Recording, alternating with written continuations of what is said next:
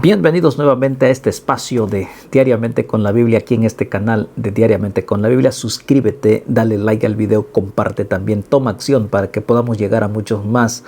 Bienvenidos al estudio diario, un capítulo diario del programa de Reavivados por su palabra. Hoy toca el capítulo número 5 del libro de los Hechos. Quédate hasta el final, yo sé que tienes cosas que hacer, estás corriendo, tienes prisa. Dedícate un tiempo, es corto leer la palabra del Señor y es una bendición. Yo puedo hacer un resumen de 3 a 5 minutos, pero vamos a leer todo el capítulo y sacar algunas lecciones prácticas y sencillas. Qué bueno que estás ahora y ahora juntos vamos a leer la palabra del Señor. Padre nuestro que estás en el cielo, gracias por la vida que nos das y el privilegio de estudiar tu palabra. Danos de tu bendición en el nombre de Jesús. Amén. Bueno, ya estamos en el capítulo 5 ya del libro de los Hechos.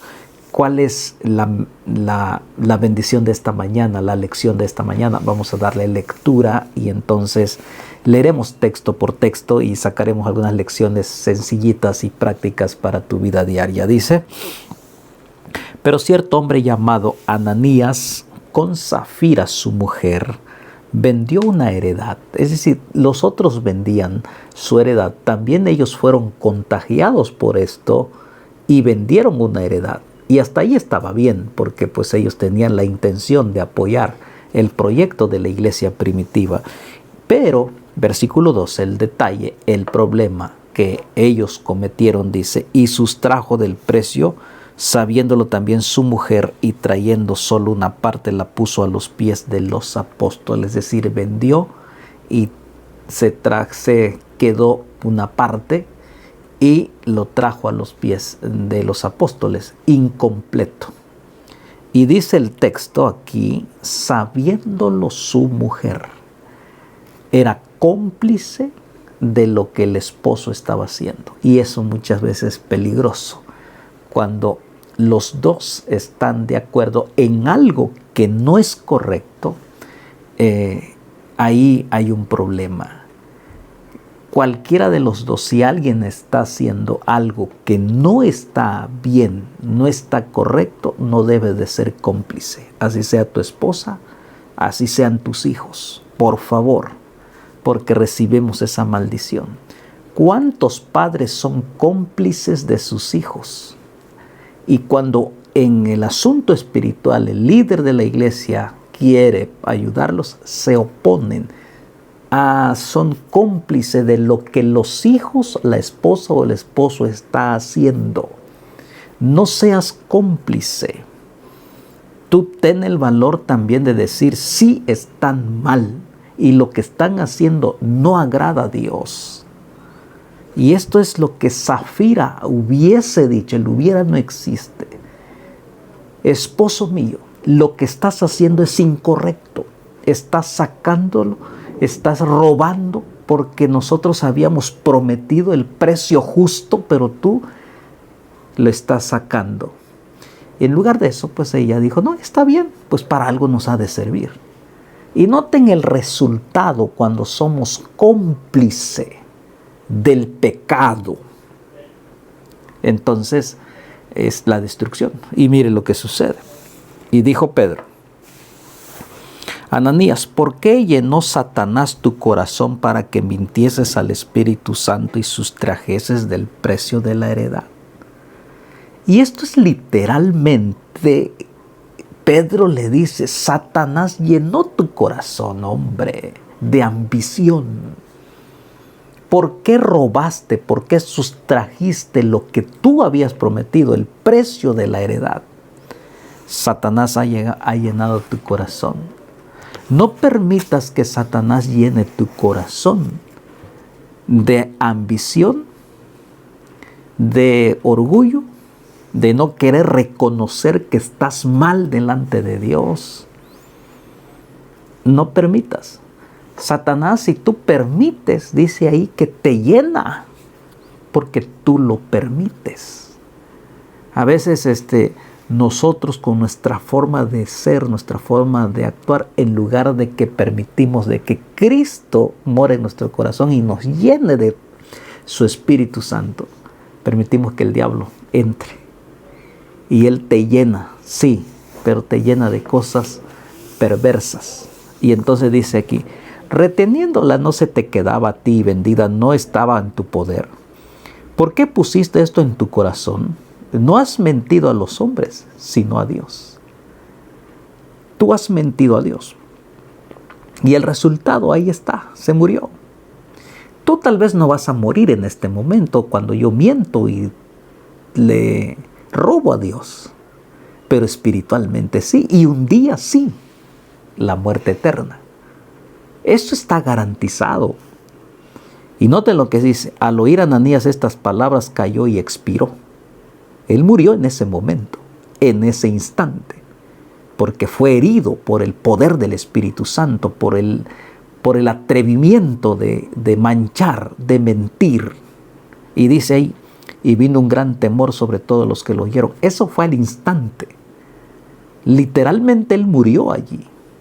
Y dice, y levantándose los jóvenes lo envolvieron y sacándolo lo sepultaron.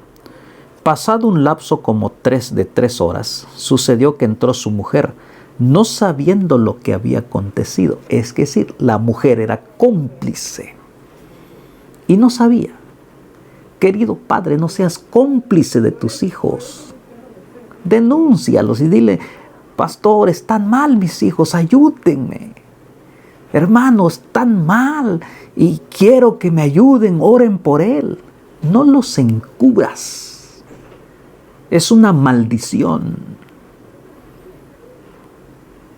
Pide ayuda. No di todo está bien, mi hijo no hace esto. No. Mientras sí lo está haciendo. Mi esposo no hace esto, mi esposa no hace esto. Y sí lo está haciendo. Este es lo que nos enseña. No encubras. Es peligroso. Satanás empieza a llenar tu mente y tu corazón. Ahí está la esposa. No sabía nada, aparentemente no pasa nada, pero Dios sí sabe y conoce. Y no lo puedes engañar. Tú que mientes a Dios, quieres mentir a Dios, te autoengañas. O nos autoengañamos porque a Dios no le podemos mentir jamás. Él conoce. Y no sigas jugando con estas cosas. Es mejor rendirte delante de Dios y está aquí. Entonces Pedro le dijo, dime, ¿vendiste en tanto la heredad? Y ella le dijo, sí, en tanto. Y Pedro le dijo, ¿por qué convinisteis en tentar al Espíritu del Señor? He aquí a la puerta los pies de los que han sepultado a tu marido, te sacarán a ti. Al instante ella cayó a los pies de él y expiró. Y cuando entraron los jóvenes la hallaron muerta, y la sacaron y la sepultaron junto a su marido. Vino un gran temor sobre toda la iglesia y sobre todos los que oyeron estas cosas. ¡Qué tremendo mensaje! Hoy tú no vas a morir instantemente, pero si no te arrepientes o no nos arrepentimos, moriremos eternamente. Pero también comenzamos a morir espiritualmente. Si consentimos en seguir haciendo lo que estamos haciendo y está mal delante de Dios, ten cuidado, tengamos cuidado. Dios es un Dios de amor, de misericordia, y no te va a pasar nada por el momento, porque Dios es misericordioso. En esta ocasión, el Espíritu Santo estaba actuando fuerte. Y entonces todo lo que tenía en contra del ministerio de los apóstoles, del ministerio del Espíritu Santo, el Espíritu Santo se encargaba. Y entonces la palabra de Dios dice que todos se maravillaban de la autoridad y cómo es que todo ellos sabían, pero era el poder del Espíritu Santo actuando, y no toleraba pecados ocultos y tratar de burlarse del ministerio del Espíritu Santo. Y entonces dice, por la mano de los apóstoles se hacían muchas señales y prodigios en el pueblo, y estaban todos unánimes en el pórtico de Salomón. De los demás ninguno se atrevía a juntarse con ellos, mas el pueblo los alababa grandemente. Estaban unidos. Y los que creían en el Señor aumentaban más, gran número así de hombres como de mujeres. el creciente número de gente que se entregaba, aceptaba el Evangelio de Cristo. Así que era un gozo ver a todas esas personas aceptando a Jesucristo y se añadían a la iglesia. Dice aquí, tanto que sacaban a los enfermos a las calles. Dice, versículo 14, y los que creían en el Señor aumentaban cada día más gran número, así de hombres como de mujeres. Tanto que sacaban los enfermos a las calles y los ponían en camas y lechos para que al pasar Pedro, a lo menos su sombra cayese sobre ellos. Y aún de las ciudades vecinas, muchos venían a Jerusalén trayendo enfermos atormentados de espíritu inmundo, y todos eran sanados por el poder del Espíritu Santo. El Espíritu Santo estuvo en ese corazón de los apóstoles, en esa mente. Era tanto así que Pedro, con solo la sombra de Pedro se proyectaba, eran sanados. Porque no había tiempo, eran muchos los enfermos, dice el texto, venían de ciudades enteras con el deseo de sanar. Es como ahora, en el tiempo en que estamos, muchos enfermos, los hospitales están llenos. Otros que no van a los hospitales están en casa y la gente desea salud física. Pero hay una enfermedad mucho peor que es la salud espiritual. Estamos contaminados por la lepra del pecado y entonces el enemigo ha poseído este mundo. Necesitamos la libertad de Cristo. Y entonces la gente venía y todos eran sanados. ¿Quieres ser sano en primer lugar espiritualmente por Cristo? Pídele a Dios. ¿Quieres ser sano físicamente? Pídele a Dios. Porque para Él no hay nada imposible. El problema es que dudamos siempre. Ese mismo Jesús que hizo el milagro es el mismo Jesús de Nazaret. Es el mismo Espíritu Santo que quiere sanarte, restaurarte. Te encuentras endemoniado por las cosas de este mundo, por el vicio de este mundo. Dios puede librarte. Y entonces dice, asimismo levantándose el sumo sacerdote y de los que estaban con él, esto es la secta de los saduceos, se llenaron de celos y echaron mano a los apóstoles y los pusieron en la cárcel pública. Mas un ángel del Señor, abriendo de noche las puertas de la cárcel, sacándolos, dijo, id y puestos en pie en el templo, anunciad al pueblo todas las palabras de esta vida. El ángel de Jehová.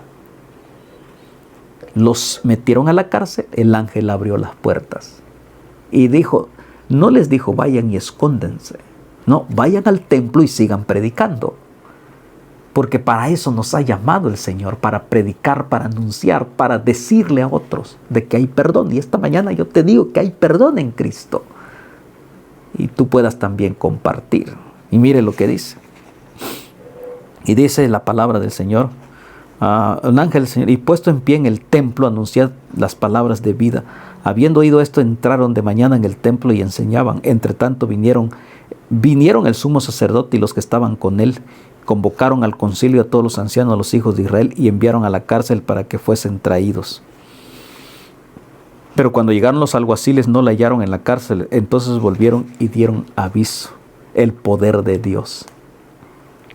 No estaban ya en la cárcel, diciendo, por cierto, la cárcel hemos hallado cerrada con toda seguridad y los guardas afuera de pie ante las puertas, mas cuando abrimos a nadie hallamos dentro. Lo que para el hombre es imposible, para Dios es posible. Todo lo puede el Señor, claro, hay poder en Él. Cuando oyeron estas palabras, el sumo sacerdote y el jefe de la guardia del templo, los principales sacerdotes, dudaban en qué vendría a parar aquello. Pero viendo uno de los que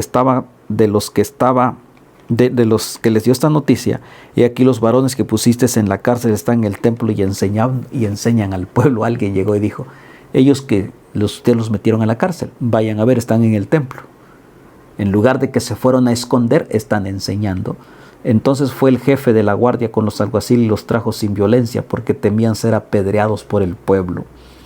Cuando los trajeron y los presentaron en el concilio, el sumo sacerdote les preguntó diciendo, ¿no os mandamos estrictamente que no enseñasen en ese nombre?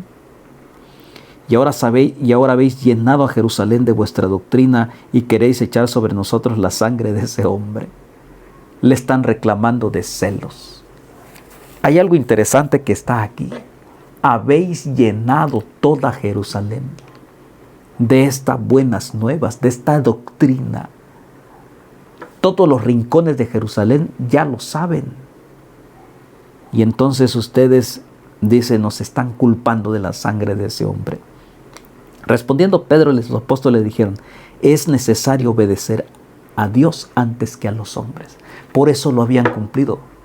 Porque el ángel les dijo, los estoy sacando de la cárcel, pero vayan y prediquen en el templo. Y lo hicieron, convencidos de obedecer primeramente a Dios. Querido hermano, ¿a quién tú obedeces? ¿Al hombre o a Dios? ¿A quién es necesario obedecer finalmente? ¿La palabra de Dios o otra cosa? Pues ellos dijeron, a Dios. Aquí está la respuesta. No tienes por qué dudar. La respuesta es clara. Es necesario obedecer a Dios antes que a los hombres. El Dios de nuestros padres levantó a Jesús, a quien vosotros matasteis colgando en el madero. A este Dios ha exaltado con su diestra por príncipe y salvador para dar a Israel arrepentimiento y perdón de pecados. Aquí está. ¿Para qué? Para que da arrepentimiento, da perdón. Ustedes lo crucificaron, Él les va a perdonar. Pero no oyeron el evangelio. Y dice la palabra del Señor, y nosotros somos testigos suyos de estas cosas, y también el Espíritu Santo, el cual Dios ha dado a los que le obedecen. Versículo 33. Oyendo esto se enfurecían y querían matarlos. Satanás estaba cegado la mente, los ojos de estos hombres. Tanto así que cuando Satanás ciega la mente del ser humano, es capaz de hacer lo que sea, de matar. ¿Por qué? Porque el Dios de este siglo, dice, ciega la mente para que no les resplandezca el evangelio, porque así lo quieren y así lo prefieren, dice aquí.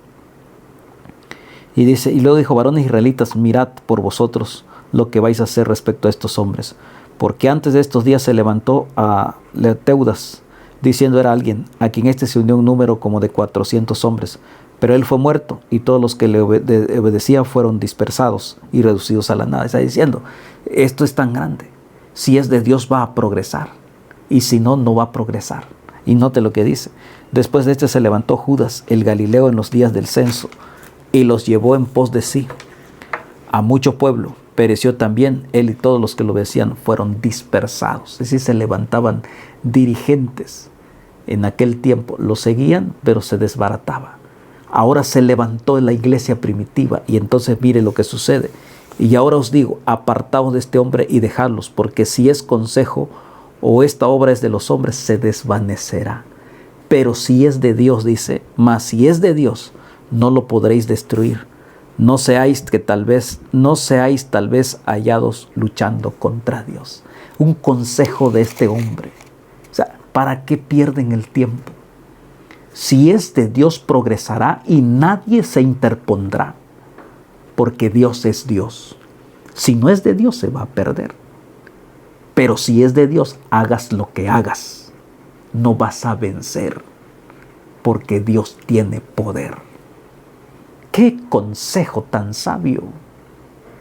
La iglesia estaba siendo protegida y siendo guiada por el poder del Espíritu Santo. Y nadie lo podía detener, ni las persecuciones. Querido hermano, qué bendición. Y entonces dice, y convinieron con él y llamando a los apóstoles después de azotarlos, los intimidaron que no hablasen en el nombre de Jesús y los pusieron en libertad. Y vean lo que dice el 41. Y ellos salieron de la presencia del concilio gozosos de haber sido tenidos por dignos de padecer afrenta por causa del nombre. En lugar de salir tristes, en lugar de salir amargados por sufrimiento que estaban pasando por el azote, salieron gozosos, convencidos que estaban sufriendo por Cristo Jesús. ¿Cómo reaccionas tú cuando predicas el evangelio, cuando te desprecian porque tú abrazas este evangelio? ¿Te pones triste? ¿Te agüitas y no vas ya a la iglesia? Que nadie me ve, me hablaron mal mis vecinos y que yo... Siéntete gozoso porque estás sufriendo por Cristo Jesús y la recompensa es maravillosa. Que nadie te quite el gozo de servir a Cristo. Tú siempre estés bien por Cristo, sufre por Cristo, vive por Cristo. Los apóstoles estamos felices, gozosos. Nos golpearon, nos azotaron. Bendito sea el Señor, porque Cristo sufrió mucho más que tú y yo. Así que si tú te quedaste por una mala palabra que alguien te dijo, entonces no has abrazado a Jesús de todo corazón y no estás dispuesto a sufrir por Cristo. Quieres que todas las cosas estén bien tranquilos. No, tenemos que sufrir por Cristo. Desprecio, burla. Y entonces dice, y todos los días en el templo y por las casas no cesaban de enseñar y predicar a Jesús. Todos los días estudian la Biblia. Todos los días ellos estaban en el templo. Tú porque vas una vez a la semana ya te cansas y no quieres ir. Y llegas tarde al templo. Entonces no hemos abrazado, no has abrazado de todo corazón a Jesús.